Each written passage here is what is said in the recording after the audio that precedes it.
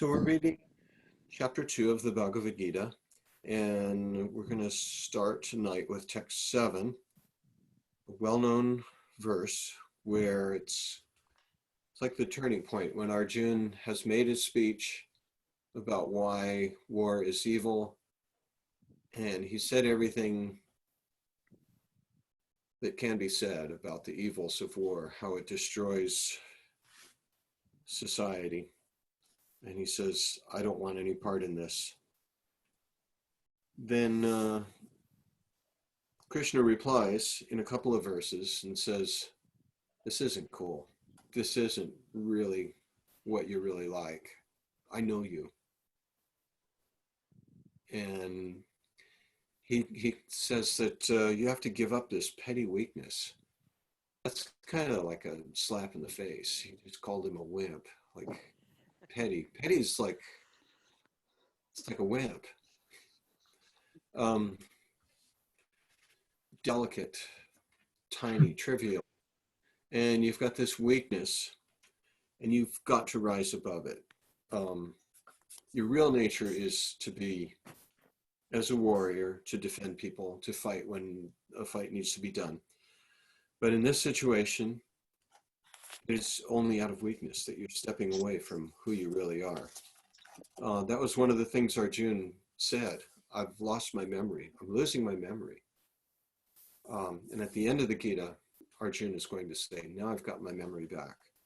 So here's a turning point. After making his speech, and again expressing in text 6, nor do we know which is better, conquering them or being conquered by them. If we kill the sons of Dhritarashtra, we should not care to live, yet they are now standing before us on the battlefield. He just sees only bad things in all directions. Now he speaks text 7, saying, now I am confused about my duty and have lost all composure because of miserly weakness. In this condition, I am asking you to tell me for certain what is best for me.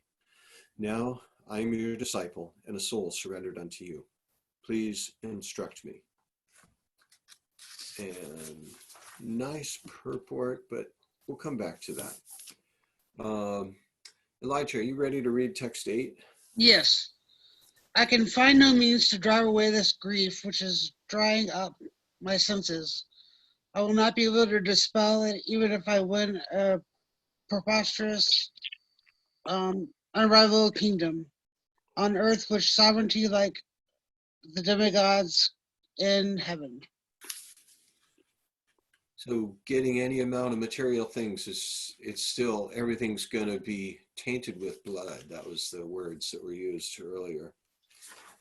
Okay, text 9, Garrison. Sanjaya said, having spoken thus, Arjuna, chastiser of enemies, told Krishna, Govinda, I shall not fight, and fell silent. So kind of interesting little point. He said, instruct me, tell me what to do. But then he says, I'm not going to fight. Anything but that. Yeah, he's saying, I'm ready to surrender, but I don't want to fight. Okay, text 10. Jai Nitai, go ahead. O descendant of Bharat, at that time, Krishna, smiling, in the midst of both the armies, spoke the following words to the grief-stricken Arjuna. Heather, have you caught up to us yet? Yeah.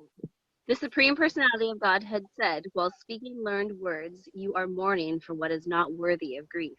Those who are wise lament neither for the living nor for the dead.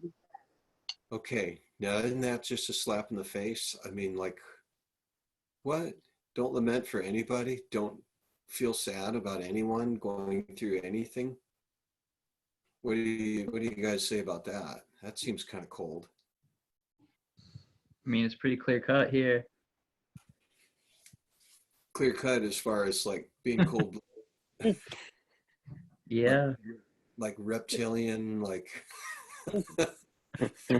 It's clear here that he's speaking of the soul. He's not speaking of the body. So the body is like an outward dress, so we change them constantly. So, it's speaking of not being lamenting or attached to just the physical body, but the actual soul. So when somebody leaves their body, we can be sad because we're lamenting because we miss them. We'll miss the time that we have for them, but we don't. But they, they're not their actual body, basically. Okay, well, because you've already read this book, you know that. I'm just speaking for someone reading this the first time, and a lot of times when people come to that, they freak out. Like, what are you saying? That just looks so cold. But there's a difference. The Sanskrit word that's going to be used over and over again in this chapter is shochan, ashochan, anvashochastvam. There it is twice in the first line. And shocha means lamentation.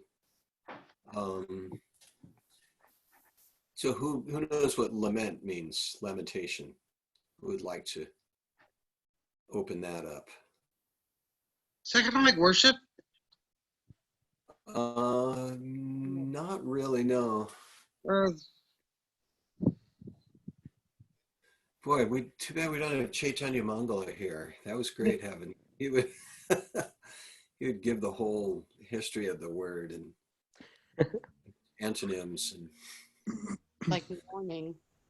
he was better than Google. Johnny Tai, what does lament mean? It's like a deep sorrow or sense of grief. Okay, is it healthy? Is it productive? Is it useful? No. Is it human? Yeah. Lamentation is. It's kind of like it's usually over something that's out of our control. It's something that's happened or some sense of loss, but it's out of our control. So as an emotion, I find that indulging in it isn't very helpful. Okay, yeah, that's where we're going with this, and that's what I wanted to clear up for anyone listening. Hey, Eric, we just read text 11, chapter 2. Yeah, it's like feeling sad about something that's out of your control, something that's already happened. It's already gone and done with. And I think what we need to clarify is the difference between lamentation and compassion. We can have compassion and feelings for other people, but compassion would mean it's more of an active kind of lamentation. Like just to say, oh, I'm so sorry that your house burned down. But compassion would be more like, your house burned down. Do you have a place to sleep tonight? Do you have clothes to wear? And out of compassion, you're going to do things to actually be of some use. But just to be sorry, and I feel so sad that your house burned down, and like, okay, that makes me feel better. I mean, you're human, you're sharing my grief, but let's do something. I think that's what Krishna's getting at least this time around. That's what I'm seeing in here, a difference between compassion and lamentation. And Sargent has mentioned that this lamentation is crippling him. He doesn't know what to do. He doesn't know what the clear path is to help the situation. The situation just looks really bad. All right, let's read the purport. And you're on, Eric. It's your turn. You stepped in just in time. The Lord at once took the position of the teacher and chastised the student, calling him indirectly a fool. The Lord said, "You are talking like a learned man, but you do not know that one who is learned, one who knows what is body and what is soul, does not lament, for any stage of the body, neither in the living nor in the dead condition. And that's just what Heather said. How did she know that? Okay, back to Elijah. Sorry, I was adjusting my Oh, light. okay. Where are we? We're in the purport to text 11. Okay, as explained in later chapters, it will be clear that knowledge means to know matter and spirit, and the control of both. Arjuna argued that religious principles should be given more importance than politics or sociology, but he did not know that knowledge of matter, soul of the supreme, is even more important than religious formularies. Harrison? Sorry, what was the religious formularies? Was that the last word? Yeah. Okay. And because he was lacking in that knowledge, he should not have posed himself as a very learned man.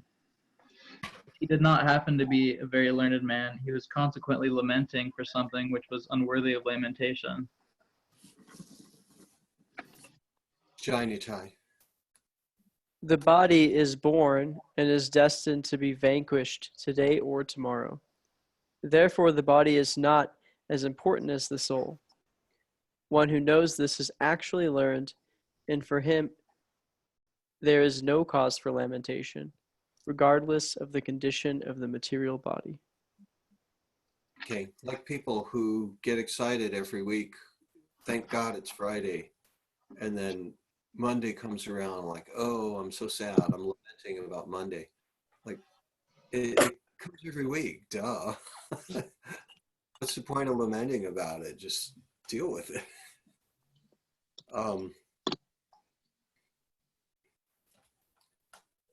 Okay, so the body's going to die, and yeah, there's no cause for lamentation. Still, it does ring a bit like cold-blooded, though. People are going to die, and so what? Any thoughts from y'all? You guys don't seem to mind, though. I've had some.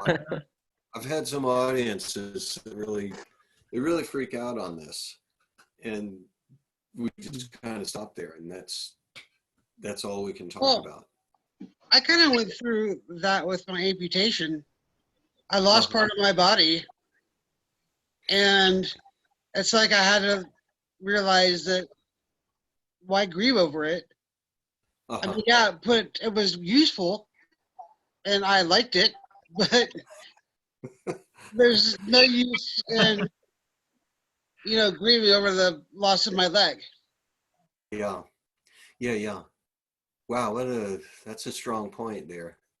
Okay, and you're the one qualified to say that. Nobody else here has gone through that. So we're glad you're in our group. We've got an amputee in our group. We want all kinds of people in this group. All varieties of people. This is making me think about both my grandparents have coronavirus right now.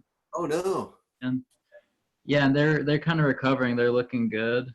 But a week ago, I wrote them this letter, and the first draft of it was like Bhagavad Gita. I was like, I was writing stuff like, "I love you guys, and I hope you're not afraid of death." Like, just know that I wrote a kind of first draft like that, and then I realized, this is too much. Even though the last time I was with them, they were talking about being ready to die and stuff. I was like, this is too uncanny to write to them. So instead, I just wrote a normal, nice kind of get well note and sent it. But I was having these meditations about not being cold about death, especially for someone who might about to die. It's so hard to talk to parents and grandparents about that. Mm-hmm. And it's so hard for them to hear us talk to them about it too. Hearing from your kids, what? You're just my kid. Like, what do you know? Yeah, that's why I changed it. Yeah. But my mother, the last time I saw her, she, like, I was surprised. She just opened up and just asked, like, what is death going to be like? What can you tell me? And I was just like so surprised. I had a hard time talking with her. Like, it just didn't feel, I don't know, like, you're my mom. Like, we don't, you know, I talk to other people about death and Bhagavad Gita, but you're my mom. I don't know. It was hard. I mean, to be honest, um, maybe it's I, different. Yes, Sharita. yeah, I'm not like this group. I have a really hard time dealing with this issue. And my guru said the same thing. He said, every day people die around us and we think it's never going to happen to us, but one day it will. And when my mother passed away, that was the first time I realized that this was a reality. So I'm not so sure that, you could say that we're not the body, that we're the soul. But when it's all going to, manifest when we're on our deathbed, and we'll see how much we believe. Yeah. Preparing for this. I'm sorry, I don't mean to sound, um, you know, I mean, this is a struggle. Yes, it's very real. Made And it for me. Yeah, She- did. Sylvia and Juko cooked, and they've been going around delivering prasadam.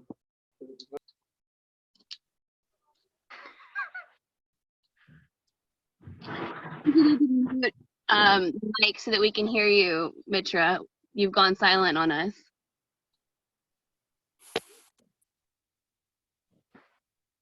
And as a daily practice, meditate on that and to accept it and to think what it's going to be like.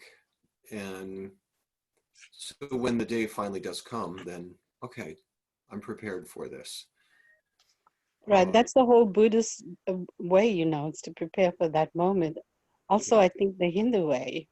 But I don't know that it's so easy to accept. And that's why reading the Bhagavad Gita is a little bit difficult for me because it's something that, I think I struggle with, as all humans do. We never think it's going to happen to us. Okay, and what do you see as the struggle? The struggle of faith in believing that we are a soul, or the struggle with accepting our own mortality? I just think that we think it's never, although we see people dying all around every day, we don't think we're actually going to die until it's getting close. So I'm 65 now, and I'm starting to get serious about preparing for that moment. So that's all I can say. I found it, I find it's not so easy to accept. Yeah. Yeah. I mean, we don't know how we're born. We don't know how we die, but I am preparing. I'm taking it seriously now. Yeah. In my youth, I was a monk, and I took it seriously, and also just kind of, I thought, yes, I believe this. I have 100% faith in this. But then, like as you said, as I'm getting closer to the actual expiration date, we don't know what it will be. And I have something personal, to share with you guys. The hardest thing I've ever experienced was my guru leaving his body. It took me years and years and years to get over it. And also when my mother left her body, it's just not something that's so easy to, just say, oh, well, the soul, but no. I cried for a whole year when my guru left his body, a whole year. Now I don't cry, but sometimes I do. And everybody, I mean, it's the parinirvana of your guru. Today, one of the lamas that I, study with, he was talking about his guru leaving the body. It's something extremely, I mean, when you experience, you have to experience it to know what I'm talking about. It's not easy. It's not easy. Yeah. I've been through both of those. I was in the room when my mother passed on, Mm-hmm. and so I was in there chanting for her with as she left, and yeah, that was hard. Um, and also when my guru left, I wasn't in the room with him, but we heard about it and we cried. We cried for both of those. So Yes. there's a time. There is definitely a time for lamentation. But what Krishna is saying is, yeah, there is a time. But he was telling Arjun, this is not the time. You have a duty to perform. And sometimes we have to put that aside. And when my mother passed on, I'm the oldest son and I had duties. My other brothers were there and I just kind of took charge. I made phone calls, I took care of business, and they were all crying. And I was like, yeah, go ahead, keep doing that. I'm going to take care of these things. And they appreciated that. And then we lost her. We took our turns. Oh, there you are. Yeah, I lost you for a minute. Yeah. All right. So there is a time for lamentation, and then there is a time when you have to put it aside, and you have to take care of duties. Just like our friend here, Elijah, who lost part of his leg, his amputation. And so he lamented for a while, but now it's time to move on. Sometimes we have to do that. And to dwell on it too much, those kinds of considerations are going to be brought up later on in the Bhagavad Gita. Krishna is just giving Arjuna the heaviest thing right here. This is like the heaviest verse in here, saying, don't lament, give it up, just do your duty. You're a fool for lamenting. That's like, wow, that's shocking. But Arjun doesn't accept it. He says, I need some clarification on this. I need some help. I know you're my friend. I know you're speaking for my benefit. I need a little help. That's why there's 16 more chapters after this one. And finally, he gets it. Krishna explores, where does lamentation come from? Why is it that we're not able to understand this? Why is it that we don't have faith in this?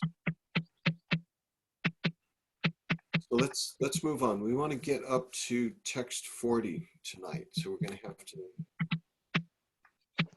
be efficient here.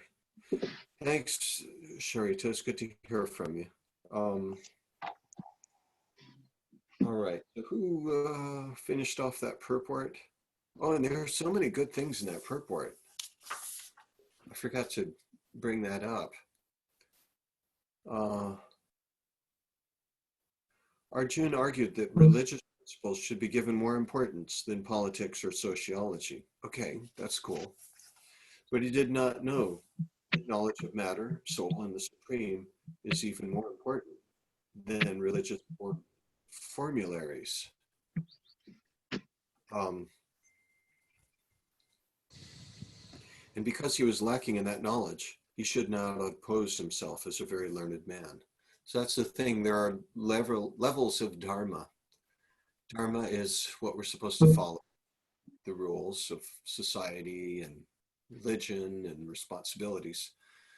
But Krishna is going to take him up to the highest level of dharma. Here he's just kind of nudging him up. You're on the spiritual platform. You're a soul. And then he's going to bring him up to the platform that there is a supreme soul. And as a soul, you relate to that supreme conscious entity in a way of devotion. So who finished off the purport? I was the last person to read from the purport. Okay, so Heather, it's your turn to read text 12. Never was there a time when I did not exist, nor you, nor all these kings, nor in the future shall any of us cease to be. Boy, another landmark verse. Bam, just putting out. Okay, you're eternal. Everyone here is eternal. We've always existed, and we always will exist. Next verse, Eric. As the embodied soul continuously passes in this body from boyhood to youth to old age, the soul similarly passes into another body at death. A sober person is not bewildered by such a change. Okay, so here he uses a new word, which is the opposite of someone who laments. This would be dhira, which it's translated as a sober person, is not bewildered by such a change. What's the opposite of a sober person? Intoxicated. Intoxicated. Yeah. Delusional. What else? Delusional. Delusional, is that what you said? Yes. Okay. Yes. Delusional person. Difference between delusion and illusion. We've had that discussion with our last group. Eric probably knows, but let's see if these guys can figure it out. What is it, the difference between delusion and illusion? Illusion and delusion, yes. Okay. Eric, do you remember? Actually I don't. Oh, maybe you missed that night. Delusion is kind of going on internally. Mm-hmm. That was what we got after the discussion. I have delusions that I am something that I'm not. Mm-hmm. Of grandeur. Illusion could be something in front of me. Yeah. Like I'm looking at this screen and I see all of these faces looking at me, smiling. It's a form of illusion, really. But it's got some great reality because I know you guys are there smiling at me. Yeah, in that case, I think illusion is more an accurate antonym for sober in this context. Illusion is more accurate to this context as like juxtaposed to being sober. Okay. Yeah. I think both could work. He's under illusion, yeah. And delusional, thinking that I'm never going to die, as Sharita said. We're under that delusion. Even though we're told over and over again, we're still, I mean, even in the middle of this discussion, yeah. When it's time to die, we're all going to be like, what? Really? Me? Yeah. That's for people in newspapers or that's for people that live far away. I'm definitely not dying. I mean, I know that. Yeah. And another thing is, it's like, yeah. I think I still look like you. What's so funny about that? You do, Prabhu. Sharita knows what I'm talking about. Yes. Yes. Like, you know, when I look at a picture of me, I'm like, who's that old guy? Where did he come from? I'm with all these other young people. But that's what this verse is about, that we're going through these changes. And we're delusional, thinking, I'm not. Other people are, but it's not happening to me. I'm still 18 years old. All I got to do is grow my hair back out again, and not going to grow. Noticed that I keep looking at my hand, and I'm like, whose hand is that? It's starting to be a little bit different. Really? Is it? Oh man, you guys all look great to me. Like, man, what happened to me? But anyway, the dhira, the sober person, is not bewildered by the changes. They're going on and like, okay. So here, that's kind of like the warning signs that, okay, changes are going on. And we've all looked at the picture and the changing bodies exhibit at the Festival of India. If you've got a book, turn to the picture. It's probably in your book. the changing bodies. Yeah, hold it up there, Heather, for everybody. Look at that. Got that little baby there, and then you're moving up, and you're a kid playing with toys. Remember going into a store and like, Mom, where's the toys? What kind of store is this? It doesn't have toys. What a There's dumb Mr. store. Prabhu. Mr. Prabhu, you're there on the right side. On the right. I'm in the middle. The guy in the middle.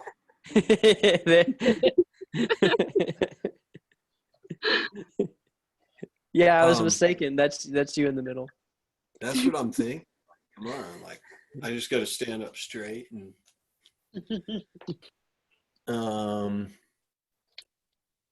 Let's see. It's in that picture. Is there an old guy holding a bag of money? Really? Oh.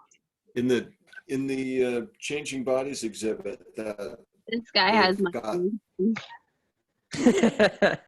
got, yeah, there's a guy holding a big bag of money and like, yeah, that's me, but how come I don't have that bag? Recently, there was something I read this morning, which was really interesting. Really mess up who it was, but it was a millionaire in a South American country who left his body and he died alone. And his daughter wrote some tweet about how he died alone, choking on something that was free, yet all his money stayed at home. And I thought that was pretty profound that she posted this as a message after her father died from this virus. Yeah, That's heavy. we don't know. We don't know how it's going to happen. But our technique is to try to feel close to Krishna so that we're never alone. Later on, there's a verse that talks about fearlessness. That will be the beginning of chapter 16. And in there, we read the purport, and Prabhupada says, this first item of fearlessness really relates to the sannyasi. The sannyasi is supposed to travel alone in all kinds of circumstances, but never feel alone. The sannyasi should always feel that Krishna is present there in his life. All right, but we're jumping ahead. Let's try to focus on this chapter. Text 14 will be Eric. Does everyone know the order now? Elijah, Garrison, Jainatai, Heather, and Eric. I think Eric just read, right? What's that? Did Eric just read? Did Eric just read? Eric, and then that's you, yeah, after Okay. Eric.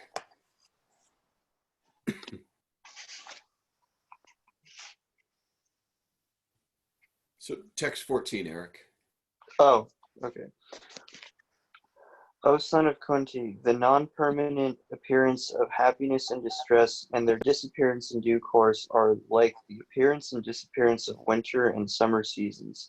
They arise from sense perception, O scion of Bharata, and one must learn to tolerate them without being disturbed.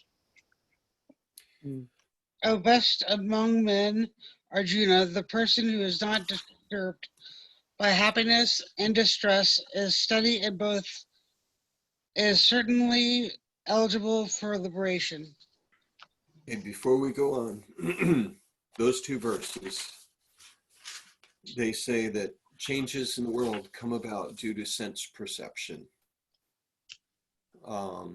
Therefore, one must learn to tolerate them without being disturbed. So what's so bad about sense perception, and what other kinds of perception are there? Why would these be questionable? Because they arise from sense perception, changing of the seasons, appearance and disappearance of happiness and distress. The senses are defective. Senses are defective. Okay. Eric, what were you going to say? Well, if we what's the word, if our focus is primarily on the objects of sense perception, then that would naturally give rise to attachment to those things that are pleasurable and aversion to things that are not pleasurable. So if we make those things our focus, then we kind of become enslaved, like, to being, oh, now I'm happy in this circumstance, but I'm not happy in this circumstance, and trying to manipulate the material energy in a way to try to make it suitable for us when we actually aren't the controller. Oh, and beauty is just dependent on the senses. As Heather said, they're defective. And what may appear beautiful to our senses may actually be harmful, like going and hugging someone with coronavirus. Someone really cute. Oh, cute little kid. Let me just go and hug them. And so to your senses, that looks beautiful. But our senses are defective. Okay. What if we're attracted to Krishna? Wouldn't that be a sense that would be a good thing? Okay, I didn't quite hear you. What? I said, what if our attraction is to Krishna and God? Wouldn't that be a good thing? Yeah, that's a good thing. Uh, But is that based on senses? Well, that it could be. We like the way the Bhagavad Gita looks, or we like the way prasadam tastes. So that's there. Yeah. What about that, Eric and Heather? There's the senses. Well, that would be dovetailing the senses. That's our whole purpose, is to focus on Krishna. So if we can focus on Krishna, then we transcend, the material nature, which is kind of guiding our senses down to displeasurable things or pleasurable things. You just simplified the whole thing, bringing up that dovetail word. We'll discuss dovetailing later on, what that means. We've got to cover some ground here, but I just want to bring that up. So the senses perceive heat and cold, happiness and distress, but we never really know what is a good, favorable situation or an unfavorable situation. Something that looks really good oftentimes turns out to not be so good.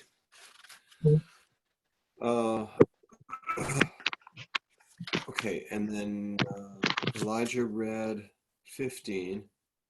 Okay, now we're going to open up a new thing here. 16, go ahead. Garrison? Those who are seers of the truth have concluded that of the non-existent, the material body, there is no endurance, and of the eternal, the soul, there is no change. This they have concluded by studying the nature of both. And this is so hard. We can't zip through this section. Each verse needs unpacking. Did anybody understand this one? Eric's nodding his head. I know he's got it. Can you explain it in simple terms? Oh, me? Yeah. Oh, so I think in the Sanskrit in this verse, Krishna uses the words sat and asat. So like meaning what is eternal and what is temporary, or like not of like ultimate reality. So because I guess what's really being said here in a nutshell is that what is it? Yeah, that for the objects and forms, including the material body, like things that appear within prakriti, within material nature, those things are all inherently temporary, and therefore like not of like not of an ultimate degree of reality, because they're subject to change and degradation and such. But the soul is it's of a superior nature, and it's eternal. So because of that, it's changeless, and so it's of a higher order of reality. It's more, you could say, like it's more it's more real than, say, for example, the forms that just come and go within the material nature. Like our body changes every, several years. All the cells get replaced and such. So Changing at every moment. A higher level of reality. Is that what you said? yes. That's an interesting phrase, a higher level of reality. I'm glad I asked you to explain it simply. Oh, sorry. In simple terms. Did you follow that, Elijah? Did you Yes, get it? Really? I Okay, you believe guys so. are doing good. Don't ask me to summarize it though. I want to hear someone summarize it in such a brief thing that you could write it on a t-shirt. A little. Not this shirt. What'd you say, Heather? You could write it on a t-shirt and say, "I'm not this shirt." Nice. There's a band that used to have a T-shirt that said, "This is not a Fugazi T-shirt." Oh, Let's see. Somebody, let's see, Parshuram. One of your neighbors in Winston, Heather. He's Eric. Maybe you know him. He's in a band called Death Blow, Winston Salem. He's an old time Shelter fan. oh, wow. But he had a T-shirt that said, "I am not this body," and Oh, Jai. he said that opened up so many conversations for him. Well, what Yeah. I'm thinking, my T-shirt slogan of this verse would be, "If it changes, it's not real." Jai. That's what I see in this. If it changes, it's not real. So I was talking to a group of kids once, and we were reading this chapter. Little kids, I think 6 through 10. And so I asked them, what is there that doesn't change? What is there that's permanent? They all thought, and then one kid raised his hand. He was the youngest in the group. So the question was, what is it that's permanent? He raised his hand and he said, a Sharpie.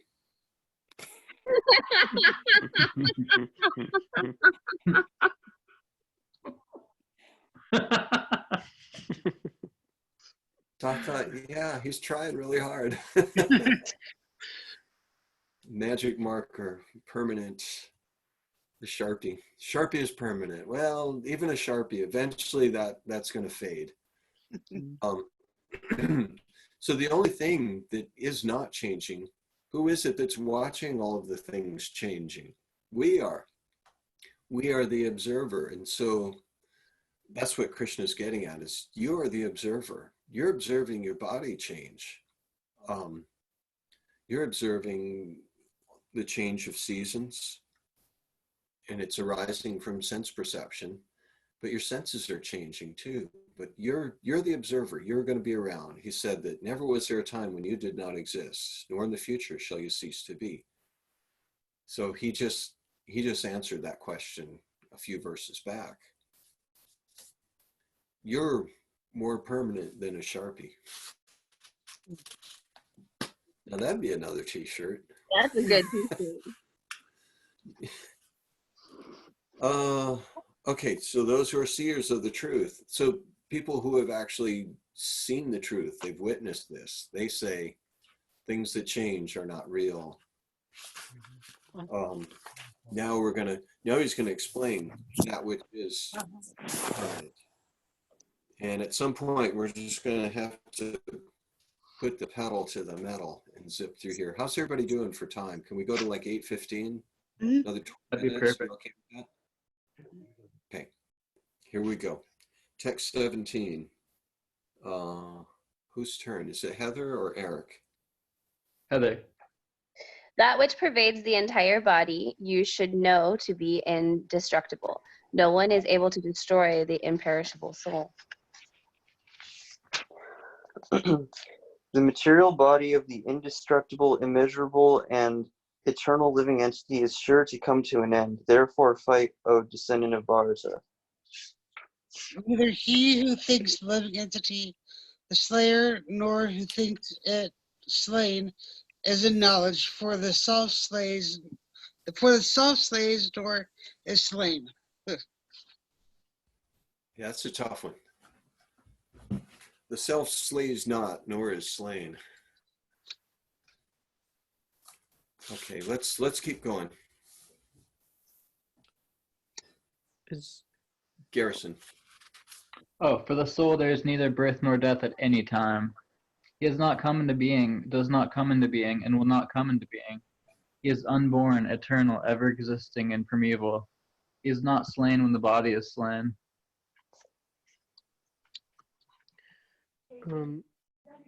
O Partha, how can a person who knows that the soul is indestructible, eternal, unborn, and immutable kill anyone or cause anyone to kill? As a person puts on new garments, giving up old ones, the soul similarly accepts new material bodies, giving up the old ones and useless ones. The soul can never be cut to pieces by any weapon, nor burned by fire, nor moistened by water, nor withered by the wind. The individual soul is unbreakable and insoluble, and can be neither burned nor dried. He is everlasting, present everywhere, unchangeable, immovable, and eternally the same.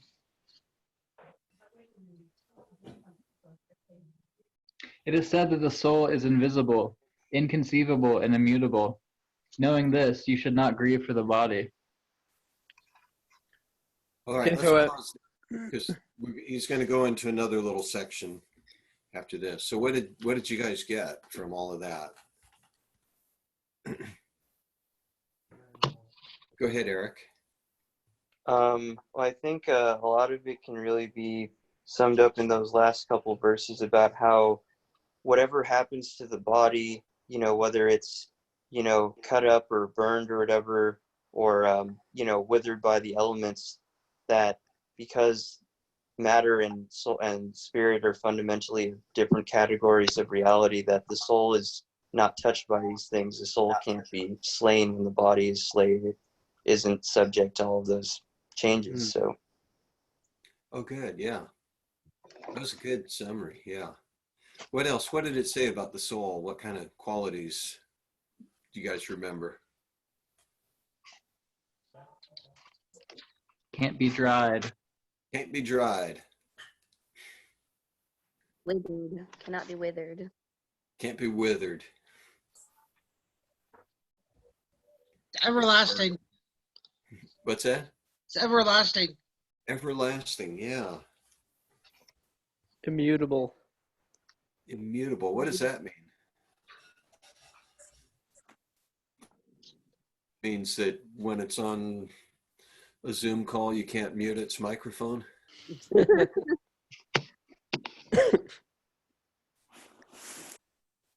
does that mean? Somebody want to look that word up? Immutable? Who wants to do that? I think Eric's doing it. I think it means it can't be made any smaller. Mm-hmm. Changed in any way. But we'll see. We'll see what comes up. Oh, I found it. Yeah. Tell us. So definition is unchanging over time or unable to be negated. Unable to be, what was the last word? Negated. So like to be rendered non-existent. That's nice. Wow. Unable to be negated. He said, in his slides, he said, unable to be rendered non-existent. I like that wording a lot. Unable to be rendered non-existent. Everyone repeat that. That's like unable to be rendered non-existent. That needs to be an email signature. Yeah. Or it could just be a declaration. I am unable to be rendered non-existent. That's the t-shirt. Hell yeah. I don't know. It might tempt some people. I'd be afraid to wear that in public.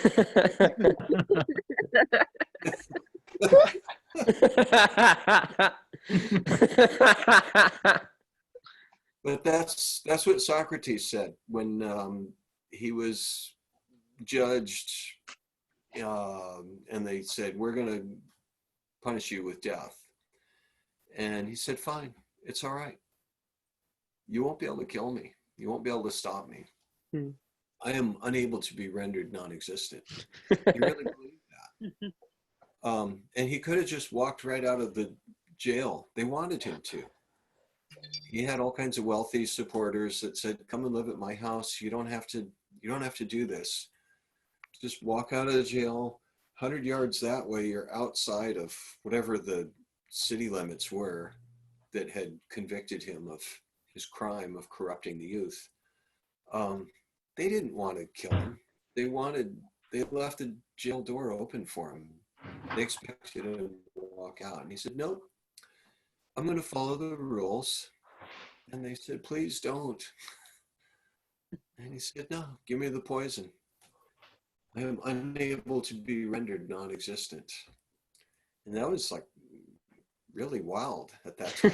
So he conquered them not by poking spears through them. That was like a really advancement in civilization, winning a fight that way.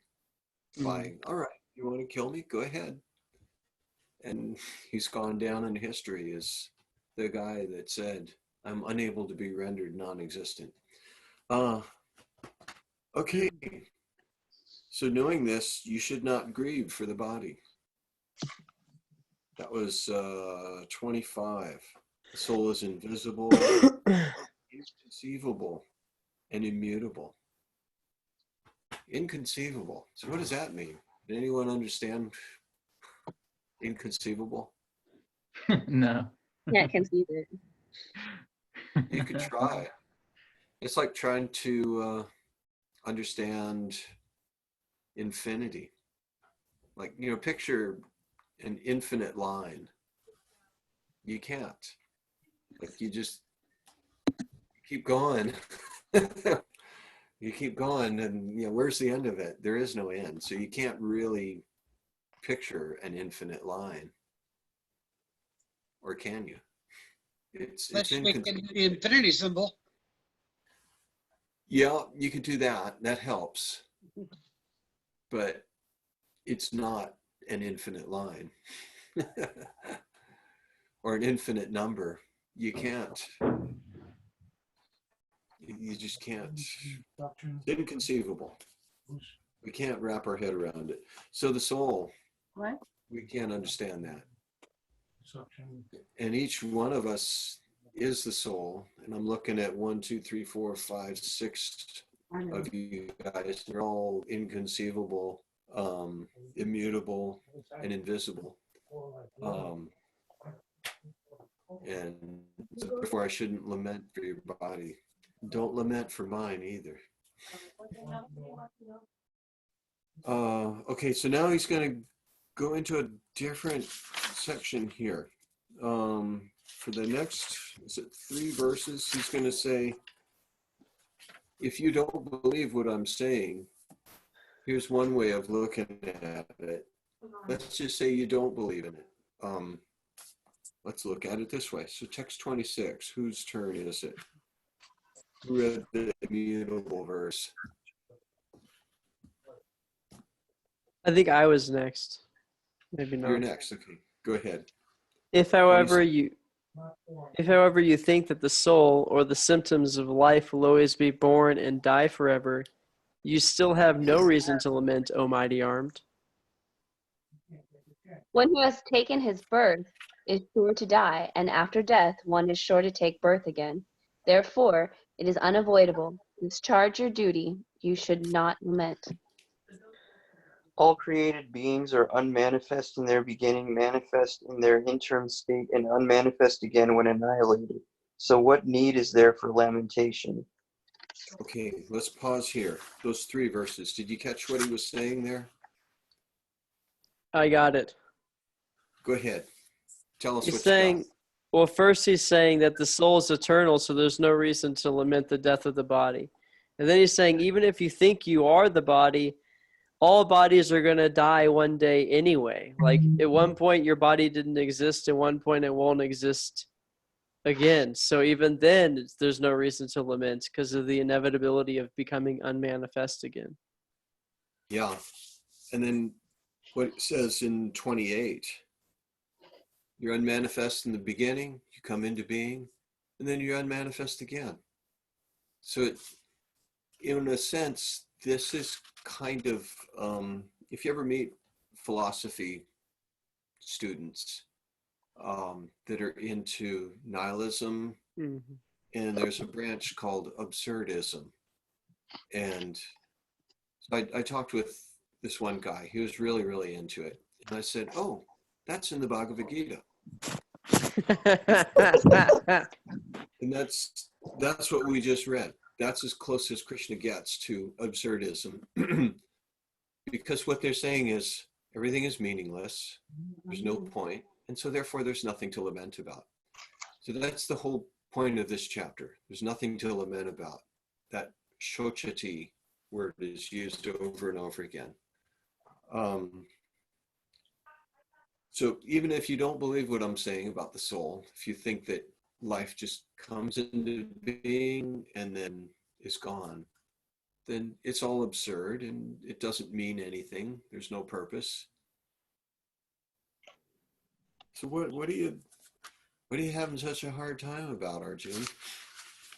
This is just petty weakness of heart. You're talking like a philosopher, but here's real philosophy. I mean, what Arjun was saying was totally good philosophy. I'm all behind him, and I like what he was saying. And yeah, it was pretty awful bloodbath once it started. Who remembers how many people were killed in the Kurukshetra war? 1.6 billion. What is it? 1.6 billion.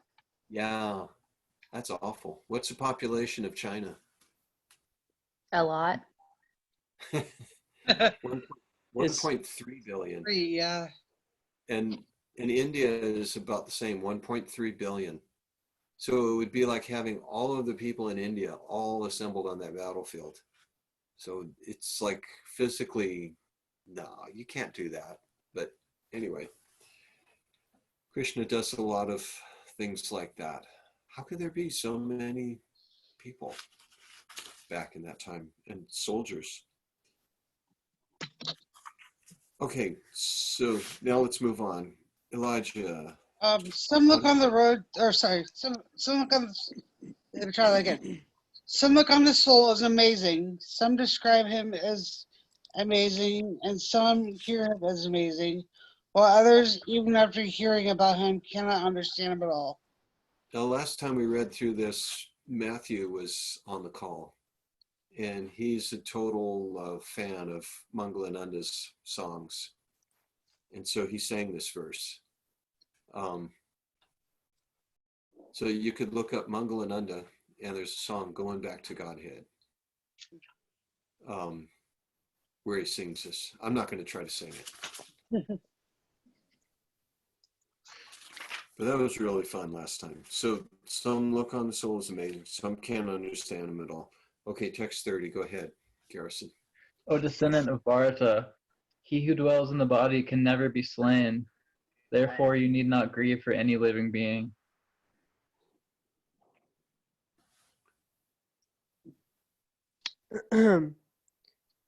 Considering your specific duty as a Kshatriya, you should know that there is no better engagement for you than fighting on religious principles, and there is no need for hesitation. O Partha, happy are Kshatriyas to whom fighting opportunities come unsought, opening for them the doors of the heavenly planets. If, however, you do not perform this religious duty of fighting, then you will certainly incur sins for neglecting your duties and thus lose your reputation as a fighter. People will always speak of your infamy, and for a respectable person, dishonor is worse than death. The great generals who have highly esteemed your name and fame will think that you have left the battlefield out of fear only, and thus they will consider you insignificant. Your enemies will describe you in many unkind words and scorn your ability. What could be more painful for you? O son of Kunti, either you will be killed on the battlefield and attain the heavenly planets, or you will conquer and enjoy the earthly kingdom. Therefore, get up with determination and fight. Do thou fight for the sake of fighting, without considering happiness or distress, loss or gain, victory or defeat, and by so doing you shall never incur sin. Thus far, I have described this knowledge to you through analytical study. Now listen as I explain it in terms of working, without fruitive results. A son of Pertha, when you act in such knowledge, you can free yourself from the bondage of works. Okay, we'll stop here, and tomorrow we'll read that verse again. So far I've been describing knowledge to you through analytical study, and the Sanskrit word for that is Sankhya. Eshae Bihita Sankhye. Now I'm going to show you how to put so Krishna brought up some other arguments toward the end there. What did he say? Put a little social pressure on him. Right. That you're Kshatriya, you have to do your duty. I mean, you're going to be dishonored if you don't, and if you do, then I mean, if you fight, if you don't fight, you'll be dishonored, and if you fight and die, it won't matter because you'll attain the heavenly planets. Yeah. He also says people are going to laugh at you. I think in one of these, Krishna addresses him by his mother's name, and there's some connection with the name that Krishna uses.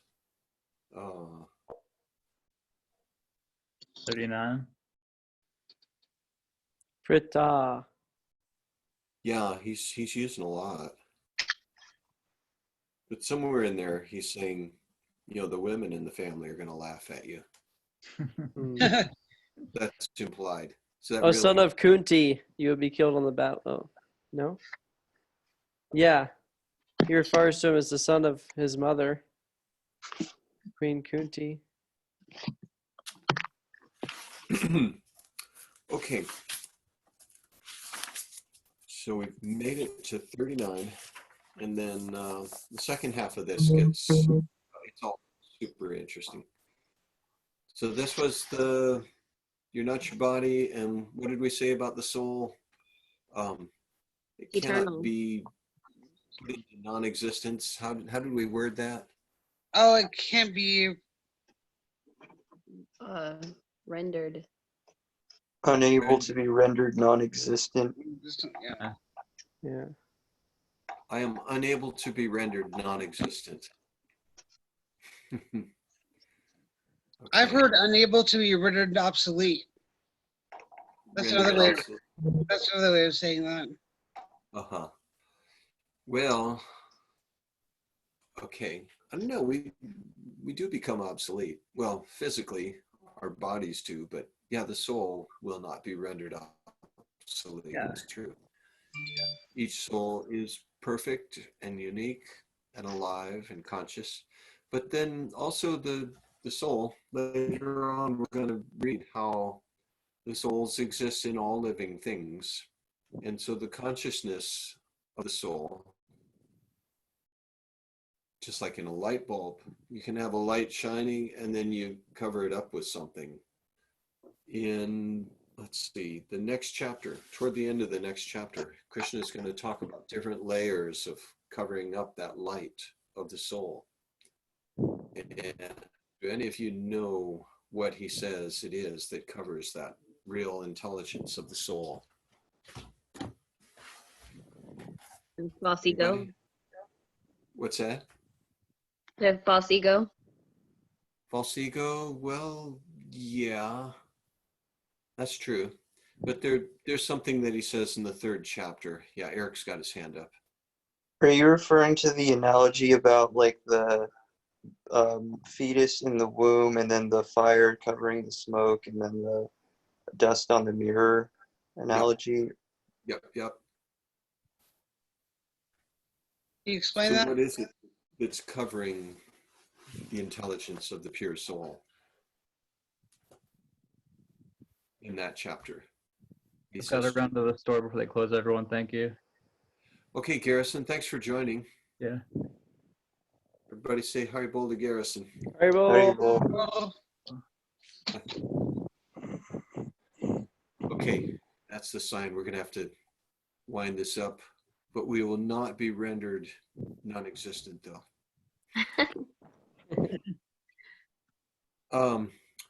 In Arjuna asks the question, what is it that causes someone to do something wrong, even when they know it's wrong, and it's as if they're being driven by some external force? And Krishna says, Lust. Rajaguna samudbhava. It is lust only. Yeah. Lust, and then he also says anger, kama esha, krodha esha, which come about due to Rajagun. And he says, this is Mahashana, greatest enemy of the living entity. So, man, our enemy is just desire. How are we going to tackle that? That's our enemy. Okay, so we'll save that for night after tomorrow. We've got to leave stuff to talk about. Otherwise, what are we going to talk about? So tomorrow we're not meeting Mitra Prabhu? Yes, we are. Oh, okay. Tomorrow we're going to finish off chapter 2, and then I was referring to...